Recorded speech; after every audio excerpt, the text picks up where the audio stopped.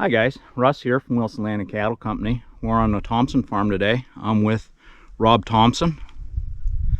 He's hosting a field day for the adaptive grazing group that we have on Facebook, huh, Rob? Yep. It's a good group. Good group. Good group of people. If you're on Facebook, look us up, Adaptive Grazing Management, in the groups. But anyhow, we're here on the Thompson farm, and he's a sheep farmer. How many head of sheep do you have, Rob? Right now we've got about 120, 130 total head at the moment. We'll be breeding about 90 ewes, maybe 100 this winter, and most of them are a Texel base, but we're slowly moving into the hair breeds. Into the hair breed. Do you plan on going complete hair breeds, Rob? I'd like to go complete hair breeds. Yeah.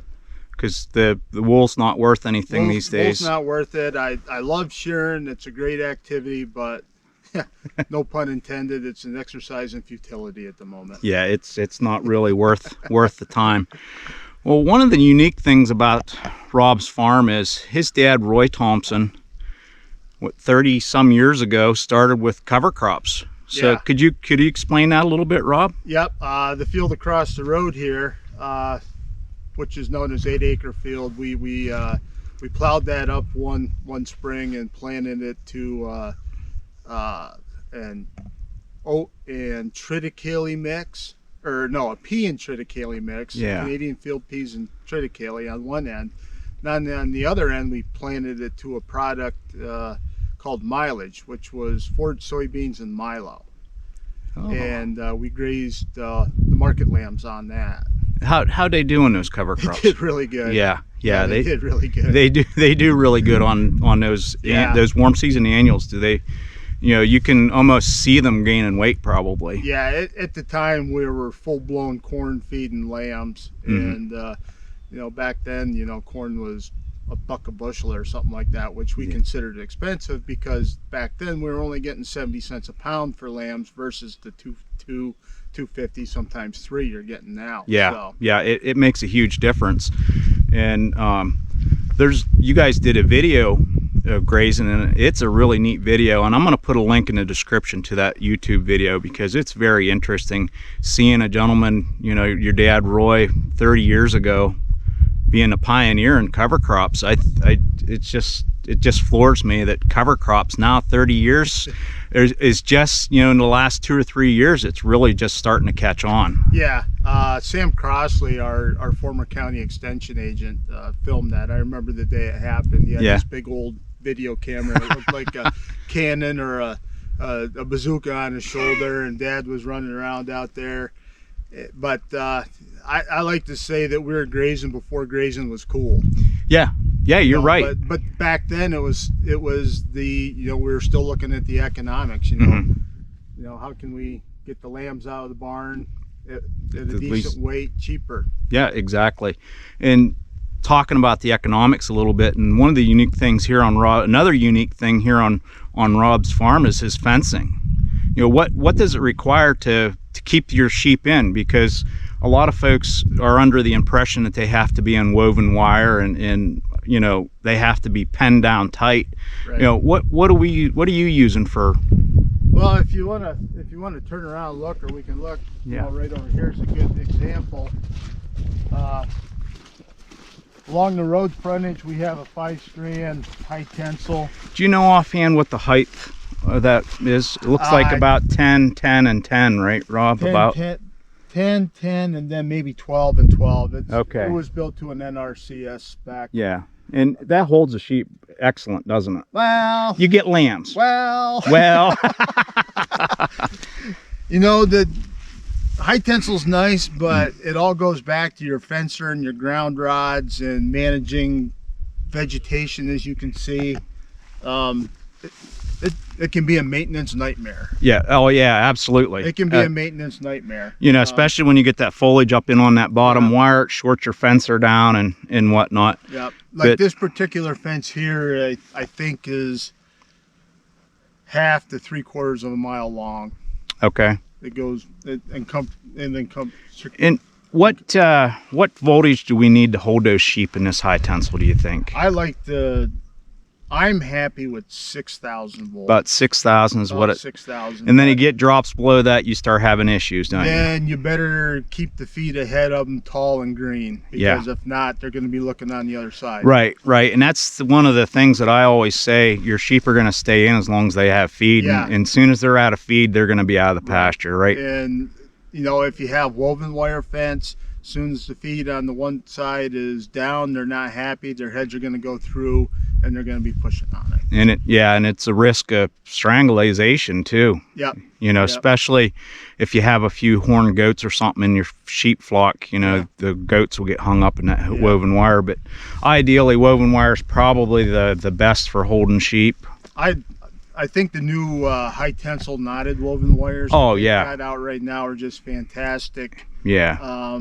What's it compared to cost to say a 5-wire? I've heard it's pretty similar, maybe a little bit more expensive. It's definitely more expensive. Your post spacing has to be a little bit closer, but for peace of mind, it's worth it. To go to bed at night and not have to worry about your animals being out. Being in the road, being in the neighbor's yard. Or the neighbor's dog getting into your sheeps. And or coyotes coming in. Yep. Yeah, I mean, coyotes can jump pretty high, so. Oh yeah, that's a given. Right, right.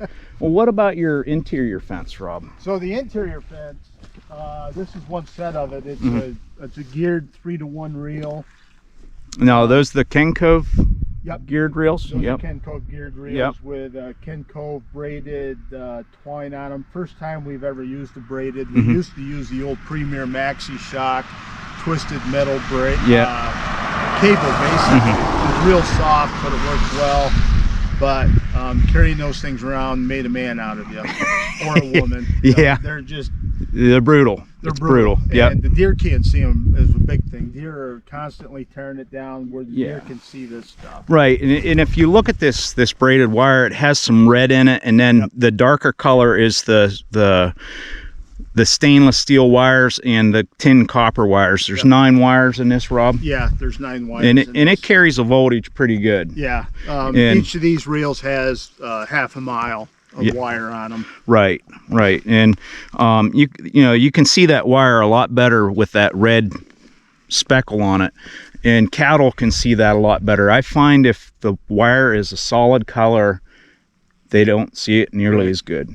The other thing I will use for the sheep in a solid wire is I think it's a 14 gauge aluminum. Aluminum's really good, and any amount of wind that's blowing that wire will sing, so the animals, wildlife can hear it. Oh really? Yeah. Okay. If you ever sat there and listened to a wire, you can hear it sing. Well, I can hear it on my high tensile fence. The fences that are strung really tight, you can hear it singing, and I didn't realize the aluminum would sing. And that's a great point to make. If it's a wire that perhaps you're not moving all the time, that would be a great option. And you can see here, Rob's got his he's just using the inexpensive SunGuard posts. Tractor Supply Company. $169. They're pretty inexpensive. He's using 3 wires to hold a sheep in, and I'm sure that he has his escapees, huh, Rob? Oh yeah, we've got some that jump right over the top of it, but that's called creep grazing, and they're going to be the fattest ones to go on the truck. Right, and it's just or something. In my freezer. Right. And it's just something you have to turn your head on. If you're really worried about your lambs and sheep being out all the time, you might want to go with netting, but the netting's it takes a lot of work to mess with netting, doesn't it? Netting is a necessary evil sometimes. I suppose if I could put a 4th wire on this if I wanted to. Sure. They're behind the high tensile fence, and if they get out, it's no big deal. Right. Now, one thing that I noticed here with your sheep, Rob, you have no guard animal. I had a donkey. Yeah. And unfortunately, he passed away. He passed away, right, in old age. Yeah. And so I'm the guard animal now. You're the guard animal? I get on my side-by-side, and I come out and check them. I never do it at the same time every day. So the coyotes will get onto you. If you come in here at midnight, at night, or every time, they're going to know, well, after that side-by-side's gone. So yeah, if you're checking them checking them at different times, that would help. Or do you have any guard animals in thought for the future, or? I'm not sure yet. Not sure. Have you had any predation? Because I know it's been a while since your donkeys passed. I had one kill early spring. Mm-hmm. So that's not bad, because we're in Potter County. We're up here in Potter County, Pennsylvania, and you can see he's got woods all around him here. You know, it's just perfect coyote habitat. Yeah. They're around, but I'm suspecting there's enough deer. We have a huge deer population, and I think the rabbit population is still that's up well. Keeping them. How is it for like woodchucks? A lot of groundhogs They're around. making a little bit of a comeback, so that means that the coyote population is might down, be dwindling a little bit. Yep. But the fox population is worse than the coyote population. Yeah, we have a lot of foxes down home, and unfortunately there's so many foxes that we have a lot of mange in the fox. So I've invited some hunters in to try and bring those numbers down a little bit to help maybe control that mange a little better. Now, Rob, I see back here you have this thing on a wagon frame, and then like a little black tank in front of it. What's going on there? That's my water system. That metal tank there is, I believe, it's either a World War II or Korean War surplus army water tank. Oh, really? My grandfather had it. Going back in history, this whole farm used to be potatoes at one point. Right. My grandfather was a big potato farmer, as well as my great grandfather. And he also was the regional potato sprayer. So that tank sat on the back of an old 36 Ford pickup truck, and he and my uncle ran around within 20-30 miles and sprayed potatoes. Okay. And so we just took that, set it on the frame, plumbed one pipe onto it, and then I've got a cheapo the Rubbermaid valve hooked onto an old molasses lick tub, and that's their water. It works good too, doesn't it? Here, yeah. And you don't have tons of money invested in it. I think $70. Yeah. I mean, it's really inexpensive, and you can, myself, I try to do things as cheaply as possible. Rob's very, very similar, because we know if we spend that extra money, that's our profits. Right. That's our profits, and that's working really well. How long will that tank last you? All depends on the weather conditions. Right. So it's 300 gallons. Sometimes when it's really hot, you're looking at maybe 2 days. 2 days. Last time I filled that was well over a week ago. Yeah, because the temperatures have been down in the 40s and 50s here. No sun. We've been getting rain. 2 inches of rain a week. Yep. So that makes a huge difference. The temperature.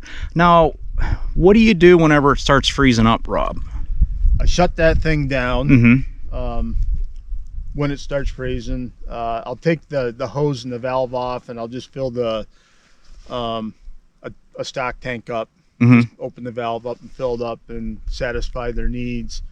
And then when we do get snow on the ground, I just put it away, and the sheep live on snow the rest of the winter. Yeah, I found that as well too.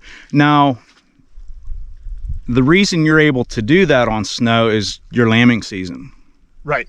We lamb in, I like to start on Memorial Day. Yeah, start on Memorial Day, and then you're going to probably start shipping lambs here this fall. Yeah. And they'll probably they'll probably be pretty well all gone by Christmas. Yeah.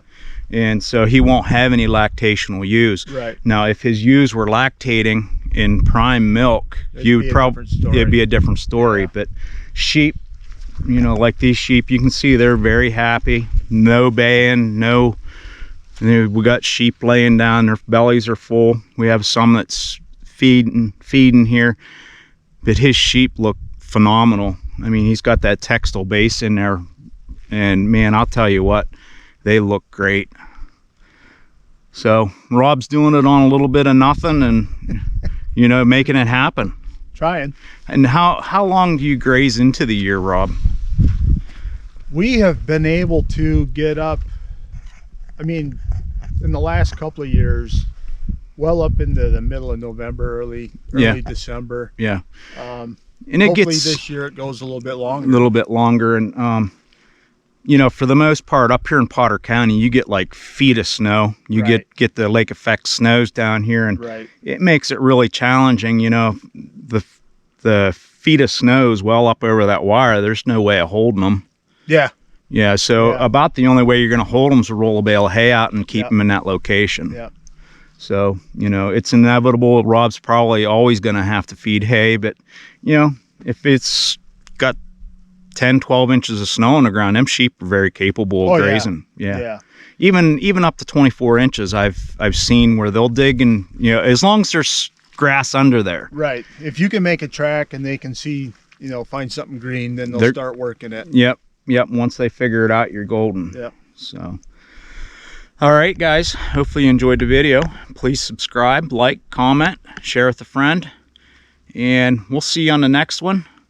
And we'll be posting this on the Adaptive Grazing YouTube page as well as mine. So, we'll see you later. See you later.